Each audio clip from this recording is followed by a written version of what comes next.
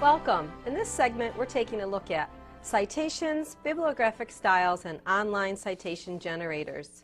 First off, let's talk about what a citation is. A citation is a record of publication information. A citation should allow someone to get back to the item that you were originally looking at.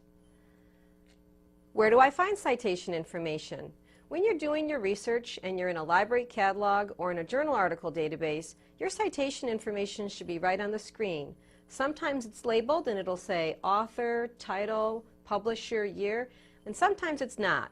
And we're going to take a look at different examples to get you through knowing what you should be looking for and then how to cite it.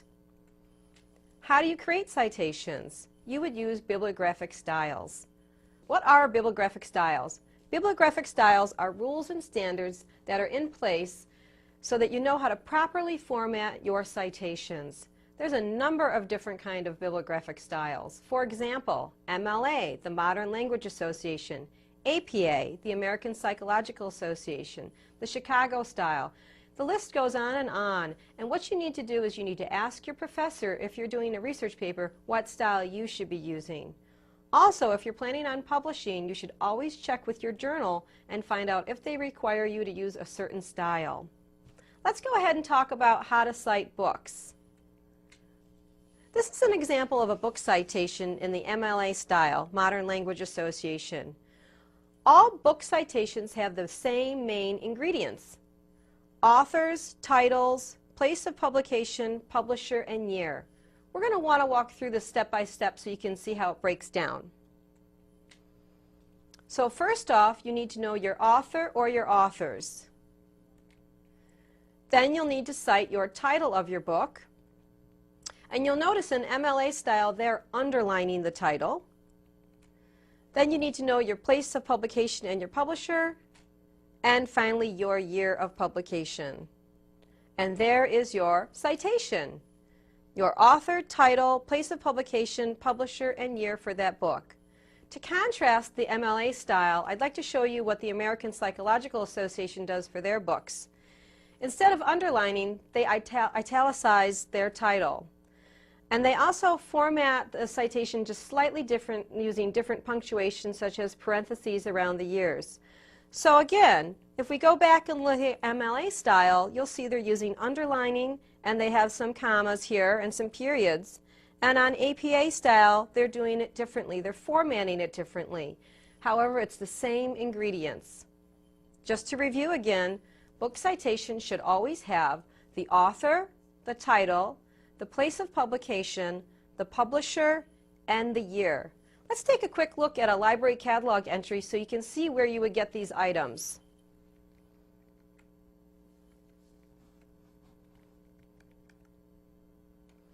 Here we are at an entry for a library catalog.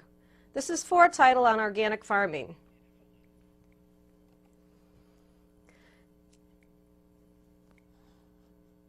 So you'll see in the library catalog that it clearly shows you the title, the author, the place of publication, the publisher, and the year. They're usually all right at the top. Sometimes they are labeled. In this case, they're not. But they're usually all right at the top for you. And this is everything you would need to cite this in your bibliography or to cite this as a footnote. Let's move on and talk about journal articles.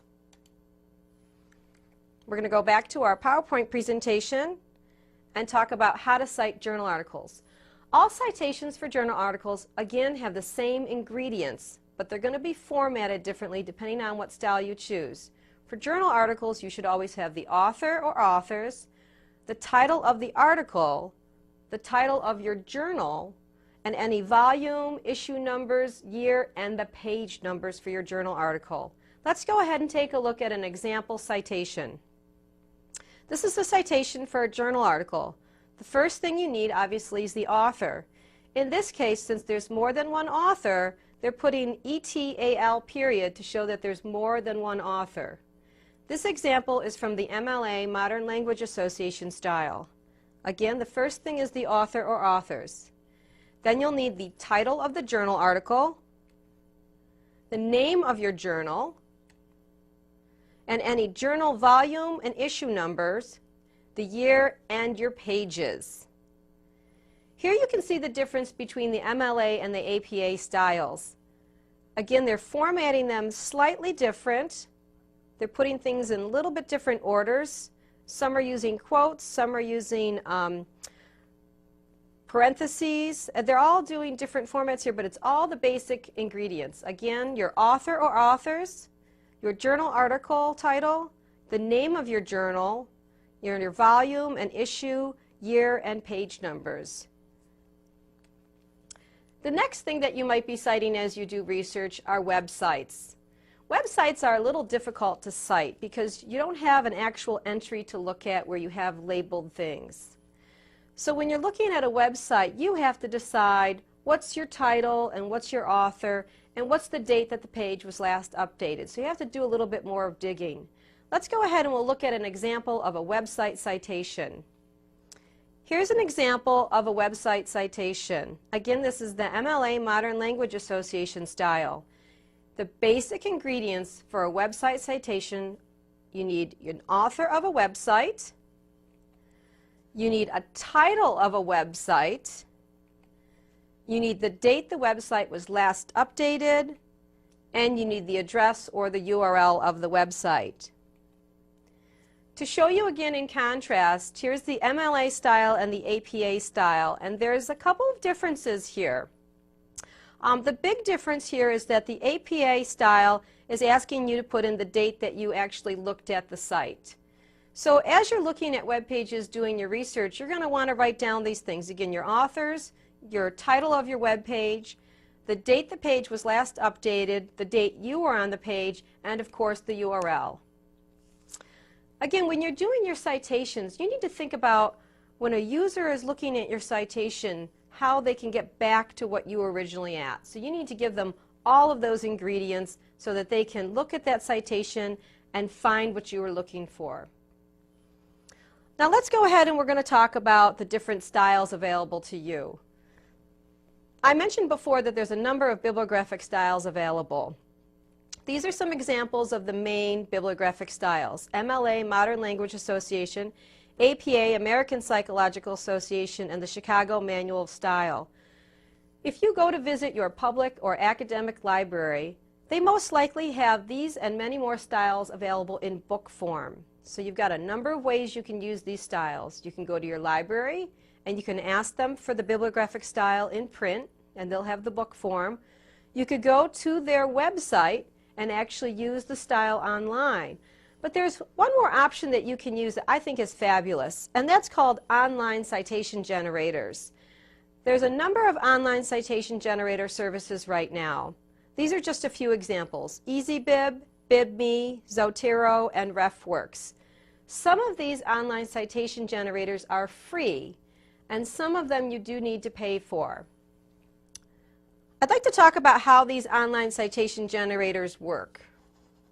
So let's go in and we'll actually go in and look at one of these online citation generators.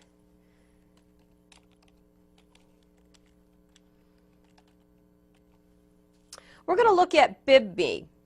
BibMe is a free online citation generator.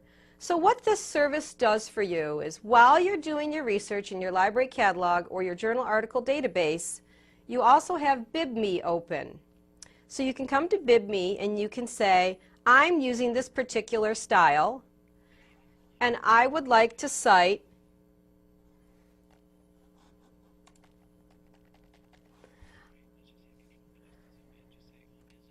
We're going to try to zoom in just a little bit here. There we go. So when I'm looking at BibMe, again, which is just one of the many examples of online citation generators out there, I can come in here and say that I'm going to enter in information for a book. And what I love about these online citation generators is they give you the templates. So you can say, I'm citing a book, and you can just copy and paste in your information while you're doing your research. And then you can create a bibliography. There's a button to add to bibliography.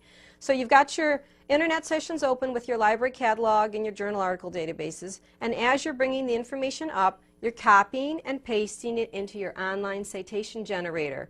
Again, you'd go to one of these online citation generator sites, you would tell it what you're citing, You would copy and paste your information in, and then you would add it to your bibliography. Let's say you don't have your internet sessions open with your research that you're doing. You're just going to start from scratch here. Some of these online citation generators will allow you to come in and go into, say, find a book, and you can actually go out and search for your book. You can click on Find Book, and it will go out and search for the book that you want to cite, and then it will automatically fill the template in for you. You can also do that for the other things like magazine, newspaper, website, journal. So I can click on Find, and it will go out, find the information, and automatically fill it in for me. Again, BibMe is just one of the many examples available out there for online citation generators. Let's go back to our PowerPoint slides for just a moment here. EasyBib and BibMe are two free services. Some services do offer enhanced versions, so you'll have to pay a little more sometimes. But for the most part, if you go on to your internet search tool and search for online citation generator, you're going to find a number of free services that will do this for you. Another great idea is to check with your local library. Most public and academic libraries nowadays have subscriptions to online citation generators. So they probably already have handouts available and guides, and that they can show you how to use these citation generators. So the next time you're doing a research paper, before you get started, you might want to ask what style you need to be using, and you also might want to see if there's an online citation generator that you feel comfortable using. We've covered an awful lot in just our segment today. We've talked about citations, bibliographic styles, and these great online citation generators. That's all for now. Thanks for joining me. See you next time.